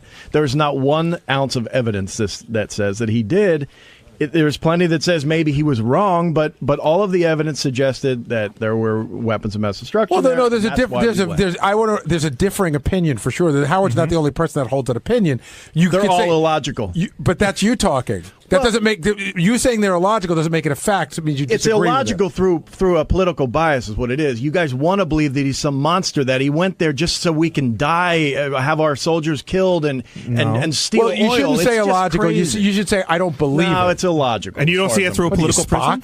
It's illogical. It is. But God is logical. There's not 1 ounce of evidence that someone could point to that he has profited from this. That it's just crazy. But there's tons of evidence for God. Tons. It's called overwhelming faith, jerk off. Will in Rochester, you're on the wrap-up show. Hey, guys. Scott, I'm right on with you on some things, but when you defend George Bush, you sound like such a dummy. Oh, and you sound so intelligent. I'm not. I'm Good. really not. Then shut up.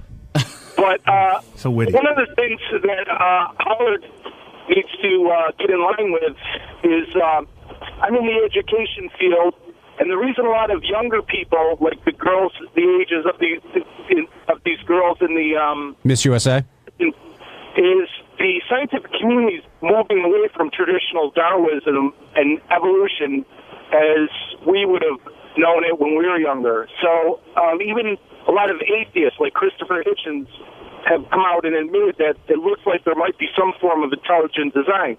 Not necessarily God, but there's something there. So a lot of younger people are being taught alternatives to evolution, and I think maybe that's where the confusion lies. I think a lot of younger people are being taught alternatives because I think that the religious right has a stronghold and is insistent that both sides be taught. But according to Scott's opinion, he's not offering an alternative to evolution. He's saying that evolution is what it is, but it might have been started by God. So that's two different things. Of course there's evolution. Look at Gary. Wow. Well, clearly you're not the funny one.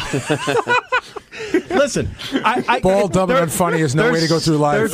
Ow! Oh, I'm trying to put my pants on. Ooh. I gotta laugh at a Will.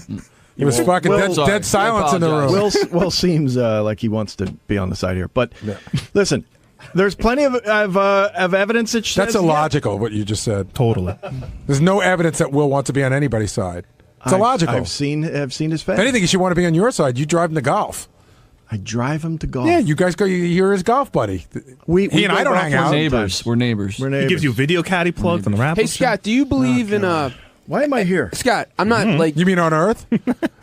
God. Do you believe in a heaven and a hell? Do you have a belief in that? You mean on Earth? See, here's the funny thing. I didn't pick a fight with you. You're fighting with him, and then all of a sudden you just wheeled around and lashed out at me. I was discussing with you. I was not arguing with you. You just fucking hit me in the head for no good reason. Wow, so of course I'm going to come back. Sounds like someone sensitive. God, I've been taking shots from all you guys. I say one little thing, and suddenly now you're. I had a discussion with you. I go, how do you feel about that? Why do you feel that way? I wasn't hitting you. Hold on, I want to cut to the root of a bigger problem here. First Gary, and then to Scott, then to the biggest first problem Scott. Hold on. Why I come on this show? Why does Jason get under your skin so much? Because I don't like him. There's nothing about him. There are a lot of people that you don't like. I'm not you that you just don't like, but we coexist. We get along. We work together. There is not one part of him that I find appealing that I could. That's not true. I have a list of 3 things that I could be. Well, yeah, I made those up for the air. That I could be friends with him about. I hate from his laugh to his self to his just everything about him is revolting. Did I miss something? Because weren't you guys friends there for a little bit? No, that was me trying to put and then what happened after that?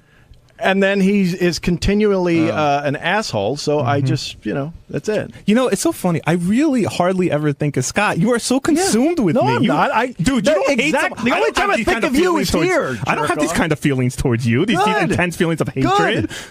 Why are you so passionate about me? Because obviously I'm a lot more likable than you are. Scott, I'm not joking around. I'm being serious. As someone that believes in God, like, do you at all look at Jason and say, wow, I have some love for him. There's like God created him. We're all made in God's image, including me. Did God create Jason? No, I don't think so. God created me. That's evolution. To put me on Earth to fuck with you. And that's what I don't get, Scott. You're very 'cause funny. You're a reasonably intelligent guy. Okay, I'm very intelligent, John. You're a reasonably intelligent very guy. intelligent. Okay, very. You know, better than you. You know, Jason. My IQ is higher than yours. Yeah, you've proven yourself over the time. But anyway, you know, Jason's sole purpose is to tweak you and get under your skin and piss you off and interrupt and all the stuff that he's doing, and yet you're not evolved enough, if that's the right word, to block him out and move on. It's like walking into like a burning house. Like, you don't like doing it, so why do it? Why am I coming in here for no fucking reason? You've been saying it for the last 20 minutes. I wanted you in here because I wanted you to clarify what you said about evolution today and the argument you had with Howard. Plain and simple. And I told you I was willing to do that, but I don't want fat fuck here. I'm not going to said okay. No, I'm not going to prove You said okay. No, I said I'm not. You said okay. I'm not a. You've broken your word. No. He said. You said. Will was in the room. You said if Jason comes in, I'm just going to scream into his mic the whole time. No, which would have been hilarious to see. That's why we wanted him in here. You said come down here? Yeah, of course. So you owe me an apology. No, that's not true. Will was there. He was in the room. I said I do not want him in there, and then I said, realizing you would go back on your word, I said, and if he does, but I didn't. You did. No, Will? I don't think you did. I don't think it was like it was posed that way. It wasn't. Well, you know what? You're not me. You don't know. I did ask a straight question, and you said okay, and I said, and if he does come down, I'm going to make sure he can't be heard. You know what's awesome? The back of your head gets as red as the front of your head when you get mad. This guy's gonna put you I thought that maybe there'd be a difference between the back bald and the front bald, but it's all the same bald. Go ahead, gear up to call me fat again. With someone What's the real problem? That you can't do what you really want to do? Yeah, I sometimes I wish I was like 8 and I could just fucking. Well, you act like it. You want to whine and cry again some more on the air? Come on, Gary, stop being so mean to me. I like that I'm on your rider, by the way. Oh, I don't do radio shows where Jason shows up. I mean, look how obsessed with me you are. I don't care if you're down I'll here. invite Jason to my house one time, and I'll give you the heads up. I'm ignoring him right now, and it's good. I don't even understand. I don't even hear what he's saying, really. I just hear the big fat mouth going, blah, blah, blah, blah, blah, and nothing's really. It's perfect. Keep going. I want to ask you one last question. I'm not being inflammatory. I swear to God. No, Gary, don't talk to me. I'm not being. When you leave here, when you get in your car, do you find this upsetting, or are you able to just sort of put it behind you? Yeah, no, this sort of does set me back for like a half hour until I get, back into Jersey, and then I make my way onto the golf course, and then I go. He's called me screaming from the car before, like continuing conversation. Oh, God, you have 12 years ago. You've done a political argument, jerk off. So another thing. I thought you were man enough to have a discussion. I didn't hang up on you. I had the discussion. No, you cried to Howard the next day. No, I told him that I'm funny. That I'm bothering you and you can't get work done. Oh, Howard, Jason wrote something mean about me on the PDT. Dude, go on some more. How many pills you?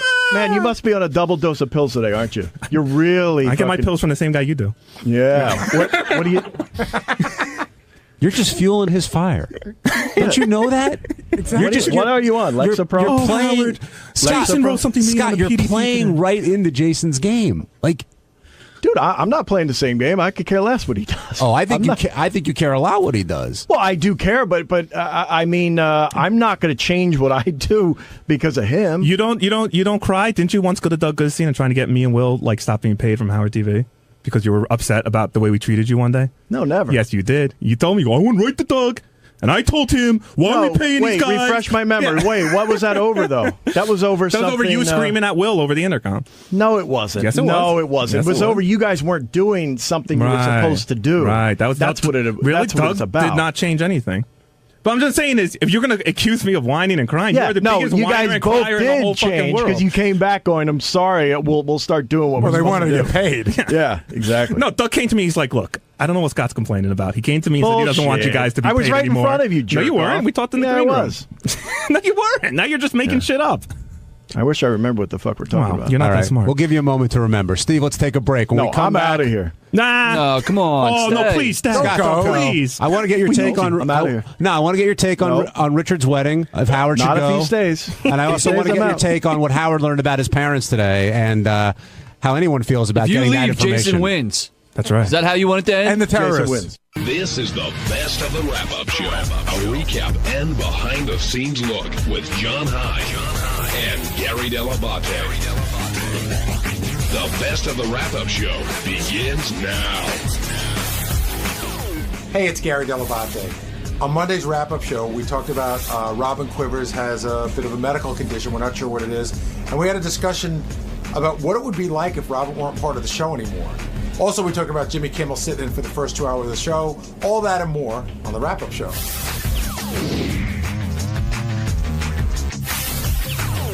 Jason in Ohio, you're on the wrap-up show. Hello? Hey, Jason.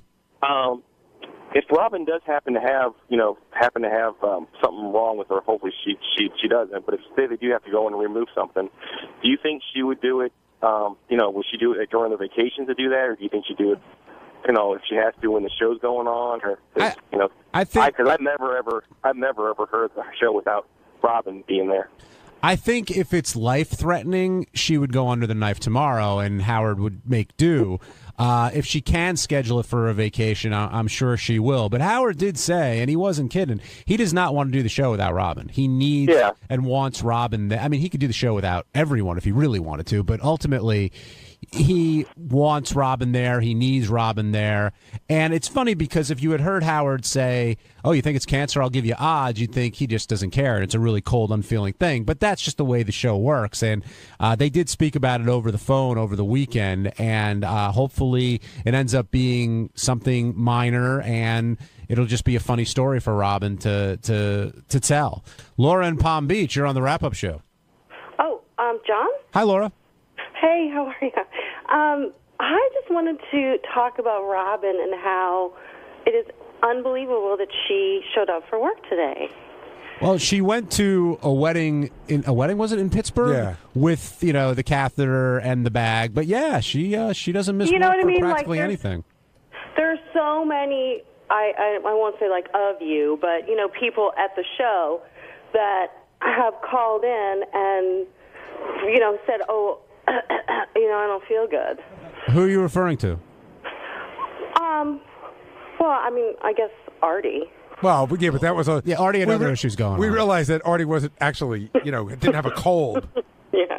So I know what you're saying, but I do think it's really amazing. I just wanted to tell you that. It is cool. I think a lot of us fall into that Robin's sort of way more than not. Really? Yeah, like somebody said, well, Gary, if you had a colostomy bag, would you come to work? I'm like, well, yeah, because I'm going to have it now and I'm going to have it in a year. I can't not work, so you might as well just come and start. I'm not so physically amazed by it. I mean, it's impressive, but it's like psychologically got to be tough that she doesn't know what's going on right now, and it could be something really scary. But I think for all of it, listen, I can't speak for her, but I can speak for me.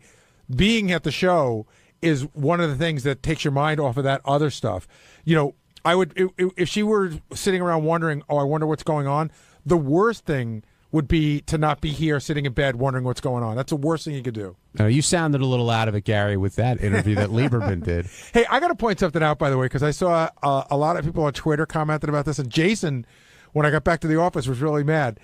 I said it was okay for Lieberman to come, and I said it was okay for him to interview me. People think like he snuck in. You thought Lieberman ambushed you? Exactly. No, it was all cool. I mean, I said, yeah, come and get me. But, I was totally high. How scary was it that you didn't remember having that conversation? It was very scary because I've never been one of those people who gets so drunk and goes, oh, I blacked out, man. I remember everything, and I really did not know. I woke up, and the first thing I saw was the nurse, and I said, what time is it? She said, that's the fourth time you've asked me that question. And I said, sorry. And then Mary said, what about the thing you just did with John Lieberman? I said, what are you talking about? She said, he just interviewed you. And I'm like, no, he didn't.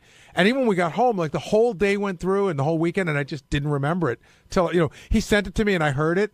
You should have heard it at the end. They're like, who's this? And they point to me. I'm like, that's the gardener. Now, do you don't remember that at all? No. Do you have any idea why you referred to her as a gardener? Yeah, I listened to it again. It was probably me cracking a joke. Before we left that morning, Mary was working on it. We built a garden. Oh, okay. And we had it built, and we had a fence put around it. And so she said, I'm going to plant today. Is it too early? I mean, for me to think Mary was my gardener would mean I'd have to have a gardener, and I don't. JD, I was commenting earlier on your laughter when those clips of Gary were played after his colonoscopy. I don't think I've ever heard you laugh that hard. Oh, I mean, I've laughed hard before, but yeah, it's just someone sounding out of it, and it was funny. Well, yeah, I laughed.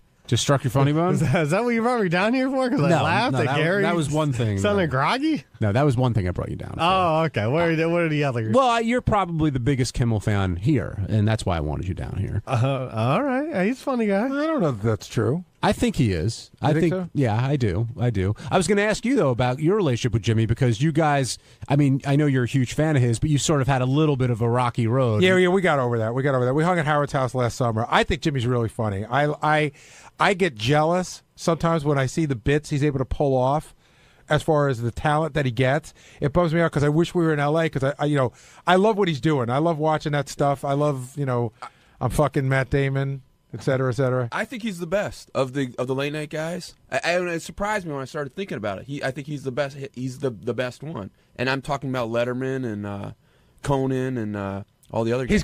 He's got an edge to him. Like, I love watching Letterman. I do. I'd say Letterman's like the go-to guy for me. But Jimmy's got an edge that Letterman's just gone in a different direction. You mature, you do things a different way. And I like Jimmy Show. I just don't get to see it enough. What's great about Jimmy when he comes in is that he always comes in prepared because he's a huge fan of the show. And when Howard asked him about chumming up with Oprah, Jimmy immediately turned around and said, "So you're in a conversation with Kathy Lee." And everyone was like, "Whoa, where did that come from?" Did you know that Howard had talked to Kathy Lee? I did. I don't know. It was a period of time in our lives, and he didn't goof on her for no good reason. He goofed on her because of the way she put herself out there. So he's matured and he's past that now, and it was just a different time and place. But I don't know. I used to enjoy what he did. But the feud with Kathy Lee wasn't like some feuds where it was like, wasn't it always? It was always just like she didn't do a thing. She did not do a thing to us in any way to rankle us. It's not like, Chevy Chase went on the Larry King show and talked shit behind Howard's back. She didn't do anything except live. So I understand. Like Jimmy goes, "Oh, I see. So you're willing to forgive people who haven't done anything to bother you." And Howard said, "Yeah, it's the ones who do stuff to bother me that I'm never going to forgive, or hardly ever." But see, again, like Howard and Robin thought that we were mean to Soupy Sales, and Howard apologized and made up with him before he passed away. But I felt, and Fred's more with me on this one, Soupy was sort of not that nice to us. It wasn't that we were picking on a guy for no reason. But Howard's like, I was out of my mind because I wanted to own everything, et cetera, et cetera. But, he could have been a little nicer too. But, hey, it's not my relationship. What did you think about James Kimmel buying that stuff for Eric the Midget off of his wish list? Well, I understand that Jimmy's a big fan, and I understand that he wants to help out a fan of somebody from the show. But it's, it gives Eric the idea that you just stick your hand out and shit drops in it. Why are you shaking your head, JD? The guy, he's helping Eric do. It's just not. I don't like it. Why? Like Eric would say, "I don't want to be your charity case." Exactly. But give me your charity. Yeah. He doesn't want to hear from anyone else. But if Jimmy Kimmel does it, then it's okay. Do you have a problem if a rich kid gets a car from their parents or something like that? No, because that's between them. Well, isn't this between them too? Isn't this a well-off guy helping someone out? No, but the difference is Eric is using our show as the conduit to get the stuff from people. If he just called Jimmy Kimmel and he's never on the show, then that's between the two of them. When he brings us into it, goes on the show and says, "I made a wish list, people. Everybody who listens to the show, give me stuff." Then you're using us. How do you think Howard and Jimmy's relationship has changed over the years? I mean, he came in at 6, he sat right down, he blends in perfectly. Yeah. And I know he sort of transitioned from initially like a fan to a guest and now really to a close friend. Well, I think that's what makes it good. He's really comfortable sitting there. I think there might have been a period of time, and I can't speak for Jimmy, where maybe he was a little nervous sitting there because he's such a big fan. Like, oh my God, I can't believe I get to do this. But they've done enough times and they've hung out enough times that it's just really comfortable for him. Howard was saying, "Oh, we had such a busy day, we didn't get to anything." And I said to him, I thought that Jimmy would just come in and you'd rap to him a little bit, and then we'd do what we do, and Jimmy would sort of do it with you. But what we ended up doing was talking to Jimmy for almost 2 hours. Well, Jimmy, did the correspondence dinner? Yeah, no, he had a lot to talk about. Yeah. I'm not upset about it, but we didn't get to anything because there was plenty to talk to Jimmy about. And when he left, we could have continued. JD, are you concerned about Robin with what she revealed today? I mean, yeah, it doesn't sound good. I mean, if you have to have a bag on you, a catheter for Christ's sake, I mean, Jesus. Gary, I really respect you for going in there and asking about the Western medicine question. I'll be very honest. DePace put that in my ear, but it was a legitimate question. Like, I don't want you going to fucking Eastern medicine. I just watched Man on the Moon You know, the Andy Kaufman? Yeah, and I'm watching Andy Kaufman down in like the fucking Philippines with rocks on his head when he's dying of cancer, and I'm like, don't do that. Go get real help. Troy in Florida, you're on the wrap-up show. Hey, how you doing? Good, Troy. Robin said that she was sick today. And I just want to know what you guys thought. Do you think Howard could even have this show without Robin Quivers next to him? Do you think he could pull it off? I mean, she's been with him for 30-plus years. I've always said that the only person that this show can't live without is Howard Stern. Having said that, I mean, in other words, if something were to happen to Robin, God forbid, the show would not cease to be. However, it would be a dramatically different show, and I don't know how we would ever recover or rebound from something like that. I don't know how. I mean, we'd figure it out just like you do. You know, listen, you lose the person, you know, people lose a loved one in life and they think you can't go on, and then a day goes by and another day goes by and you figure it out. But the idea of doing the show without Robin to me is unimaginable. So on Tuesday's wrap-up show, I came in and we talked about why I still had a pretzel in my mouth when I went on air, and because that was a whole big thing. And then later on, Ronnie and his new boyfriend, John Lieberman, decided to fight like, a couple old women in the wrap-up show. So, here you go. Watch it.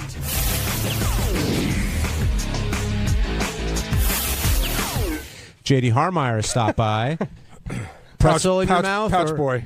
Pretzel in your mouth? No, that's Sal. Why didn't you just chew the pretzel and swallow it while Howard was talking when you were in Because there? I didn't have a thing of water with me, and I didn't want to start choking on the air. It's a small pretzel. You could have just... I know, but listen, it was big enough where pretzels are very dry food, and they could cause issue in your mouth. Why are pretzels funny? I don't know. What do you mean? Because you're talking about pretzels, but you're laughing. Yeah, because I'm looking at John, and he's laughing at me. I'm not laughing at you. You're I'm trying to understand why you would go in with a pretzel in your mouth.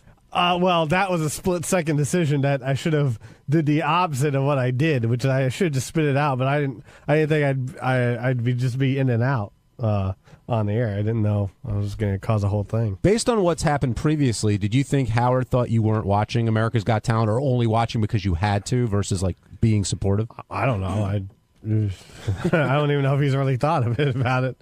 Do you feel you've been supportive enough? I sure. I suppose. I don't know. I mean, he has a lot of support around him.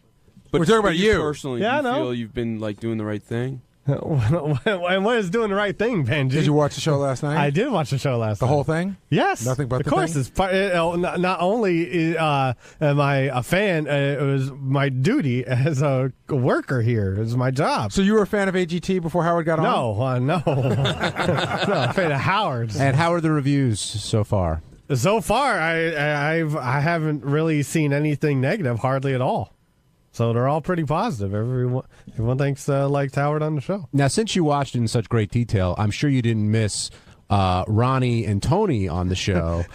What were your thoughts on their appearances? Well, I did when the elevator scene came up. You see Tony's right there. Tony, the hairdresser, Howard's hairdresser, and in some shots you see Ronnie standing around. Yeah, how do you think Ronnie came off there? Non-verbally, of course. How did Ronnie come off? Yeah. He didn't really come off as anything. He wasn't on the TV that long. So. Ronnie, you must have got a kick out of seeing yourself. Did you know you were going to be part of the show? Of course. What the hell kind of microphone is this? No, I didn't know. I don't know what they cut out and what they don't cut out as far as that. Do you make a different face when you know the camera's there? No. Because you know you're going to be on camera if you're standing. But you can tell when you're on camera. Do you turn to a certain side to show your good side on camera or anything? No. Oh, stop it! Come on, I'm not the TV star. Ronnie, you seem a little subdued, and Gary made a comment early in the show that Ronald seems to have resurfaced. That's the rumor in the office is that Ronald is hanging around. That Ronnie the limo driver is very quiet. And that Ronald seems to be quiet. You should have been in. Where were you all morning? There was a whole bunch of shit going on. What was going on? Lieberman was trying to start up some crap about the blowjob thing. And then he was trying. What really need be started there? And then he was trying to stir up some shit about with Scott with the block party and all that kind of stuff. But there was a lot of crap going on. There's a lot. Oh, by the way, Scott quit again. So well, let's save that for tomorrow. All right, because it's not definite yet. Oh, it is. It's. I heard it's almost. Definite. No, it's definite. It's definitely. They already got JD a plane ticket. Oh, you did? Okay, then we'll talk about it tomorrow. Yeah, definitely. This is like a sports retirement. He's out, he's in, he's out, he's in. Well, no, he's a Brett Favre block party. It's got nothing to do with me. I was thinking more the Who's farewell tour. I try to talk to him in private this morning. I don't want to go into it because it's Howard Singh. Let's go into it on the air tomorrow. But I've heard some really great stuff. Yeah, as have I, but we'll wait until tomorrow for I that. try to talk to him. Has there been more problems with the B12 levels? Or? Let's get back to today. So you're saying Ronald isn't? We're getting the wrong impression here. You don't think you've been a little subdued? I don't know, because I don't really see. When I see you, you always say hello. So I don't ever think you're quiet to me. I'm here, man. How was? Lieberman was trying to start some shit also about it wasn't Lieberman, it was Shuley. I don't remember about Robin's thing. I didn't hear it when she announced what was going on with her. And I was outside bringing guests in yesterday, and then they tried to. I didn't know what the hell he was even talking about. Can I get a clarification, by the way? Robin says she has a mass, right? Where is that? Where is the mass? Yeah. I don't know. It's in the area of the vagina. Bladder, I'm assuming that's what's preventing her. Is it in the ovaries, or is it in the kidney, or is it in the bladder? I could never. Don't know, but that's what's preventing her from peeing. So it's got to be the uterus or in that space because they feel it could be a uterine fibroid. Right. So. Sal said he thought it was in the ureter, and Sal came to me. Such a great moment. He goes, "Can I go in, Gary?" And because I want to know it's in the ureter, the ureter. I said, "Yeah, go in." And then he just turned around, and hung his head because he couldn't say the word. Dude, here comes the news department on fire. Look at this. Well, Sal does get very defensive about his medical expertise. I mean, you could say he's dumb about some things, but not that. Because, why? Well, because he went to school for some particular. It was like X-rays or something. Hold on. He doesn't know where California is on a map, but I'm supposed to believe he knows shit about medicine. Gary, why would you know where California is if you're trying to study medicine? Or who fought in the Civil War? But Sal could defend. All right, guys, I don't want to get into the block party stuff, but John, what do you got? Nothing. No, Ronnie has been off last week and this week. Ronnie's not off. He's been off. Yeah, for the first time yesterday, you said, "I don't need to talk to you. You're just the news department." Right. Yeah, and you said that like three times. Because you like to stir up shit, man. I did walk by and I did hear this one thing, because this is the dagger that you give to Lieberman. Langford was my friend. I don't know what you are. Ooh. Yeah. He's been throwing the whole Langford thing. Langford's going to come back. No, I didn't say Langford. When did I ever say Langford's coming back? Langford was so much better than you. Called me. You have big shoes to fill. Langford called me on Sunday to say hello. Right. I tell you what, Langford was no 18. That's right. JD, do you think there's he didn't use M25? Dude, hold on, guys. JD, do you think there's an actual rivalry? M25. Do you think there's an actual rivalry between these two, or they both just love the attention? I think it's a little bromance going on. I think Ronnie had Scott the engineer as a sort of bro, and now that's sort of gone off to the wayside. No, that's not going. I'm still friends with Scott, but Scott's not as fun anymore, and John's the new Scott's fun. miserable. John's not new my fun fault. fun guy in town. So John's more of the party.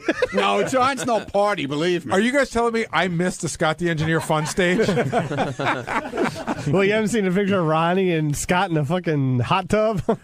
That was a long time ago. Oh, man. So, John, what's the issue?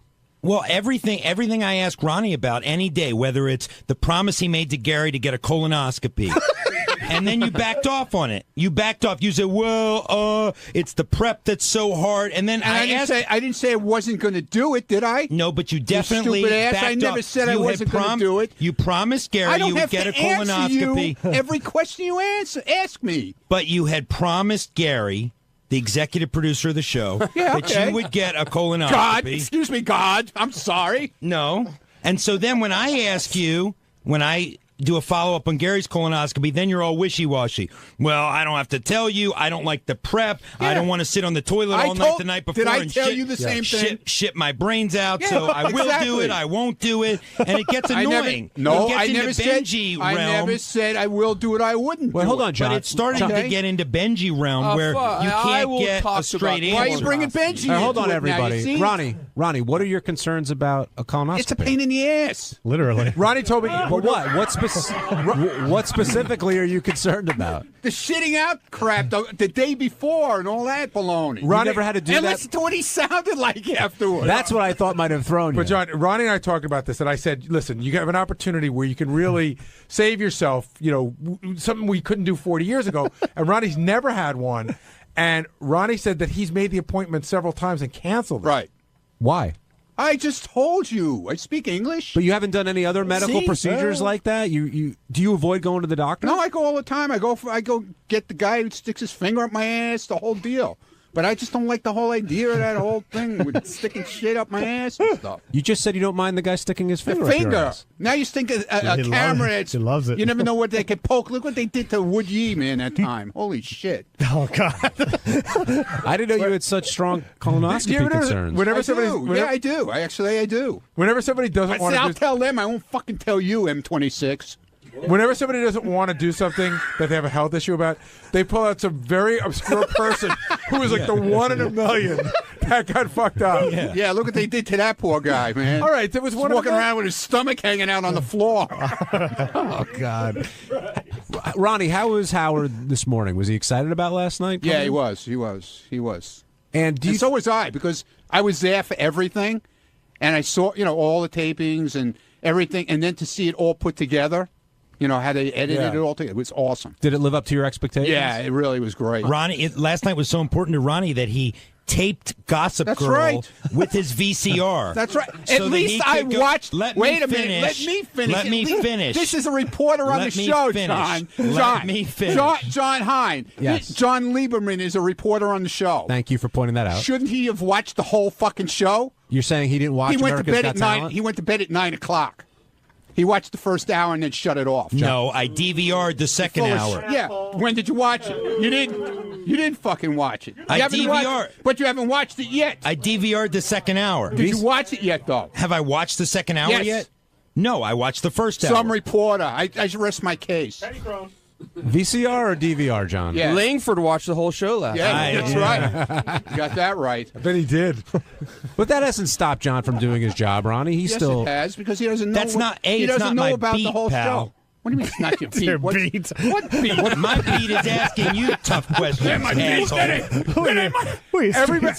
Get it on camera. That ain't my beat, pal. Everybody knows that John's the city beat, Lisa's the style beat, Ronnie's ass beat. Dude, Lisa. Talk about Lisa. I mean, did you see pictures of her at the Today Show? No. The first morning that Howard did the Today Show? No. She was in this outfit. You'd think she was going to Rick's. She had this sparkle outfit on, like the bright blue sparkle top, high heels. Lieberman looks like he completely disagrees with you. Tight jeans. You weren't there. No, I wasn't there. I don't. So what are you making? Benjy just said I disagree. He looks like he listening to completely you. disagrees with you. I was listening to you intently. I don't care Gary, what he says. they're like an old married couple. It's very funny to watch. It's just like whatever. If you say black, I say white. That's what these two are. He still wears M25. That's okay. What's M25? I thought it was M26 a second ago. No, that's mine. Is M26. M25 is his hair color just for men. Oh, you dye your hair too? Yeah. No, I don't dye my hair does. too. Oh, you come don't? on. Let me tell you something. M25 I have never once. It's just for full men. of grays on the side. No, he it's started not. this thing No, it's online that I dye my hair, so people are started tweeting with me, pictures dude. of here's the cheapest box of M26 in town. Go to Duane Reade. Go to Walgreens. Go to this and that. $6.99 is a great price. Yeah, it's a great price. That guy isn't it? he put it up the other day. You don't even need a coupon to get such a good price. do you? Ronnie, I pay $8.99. Do you think his hair is dyed right now? Yes. Would you put money on it? Yes. I bet you because we could do it. $30 million. Oh. That it's I don't not have dyed. $30 million. I bet you all the money you get from getting blown by Richard that it's not dyed. All of it. Hi, I'm Scott the Engineer, and on Wednesday's wrap-up show, another discussion of the block party. This goes back and forth, back and forth, back and forth. You suck, you suck, you cheap, you're cheap, you're cheap. You lie, you lie. We all lie. Everybody lies. Anyway, the block party's a mess, and so is the wrap-up show. Check it out. Scott the Engineer has walked away from the block party with J.D. Harmeyer stepping right in there. And Scott, I talked to him a little bit, and his mind seems to be made up. And I know Shuli's mind was made up a long time ago. And do you think Scott's making a big mistake? I think I do. I still can't get a clear answer on how this whole thing started out. And, so Scott's saying that in his mind, it was being split three ways. However it came to be, right, to where it is now, and somebody had to take control of it. Shuli decided to be that person, meaning I'm going to take control of it, I'm going to manage it. And so now Shuli has said, this is what it's going to be, I'm making you this offer. So instead of all this crap that's going on in the air, Scott could just say, you know what, that's not what I agreed to, I'm just going to walk away from it, or I agree to it. But it just gets drawn out for weeks and weeks and weeks, complaining, and everybody comes to me to tell me what a pain in the ass Scott's being. Wait, you're saying Scott is the one that's making a big thing I'm saying that Scott could have made the decision at some point, either he wants to be part of it or he doesn't. From everything Scott's saying, he did. That they made him an offer and he said no. This was the original but this has been going on for like 5 months, is what I'm saying.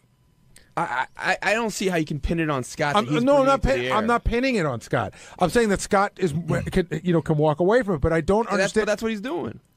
It's taken him 6 months to figure out to walk away. Benjy, if Shuli fired Scott and Scott agreed to walk away, then why are we still talking about That's right. this? Did they come back to Scott? No. Scott agreed to it, then walked away, then might come back today, and that's what I'm saying. Like he can't really decide. He feels like he's being wrong, but whatever. Hold on, say the same thing on the other side. Hold on. Let me just finish what I was going to say, and I'll let you jump in. So I guess my point is that it seems to be that we're talking about a small amount of money, and unless Scott was going to go off and do his own thing, I don't know why he's walking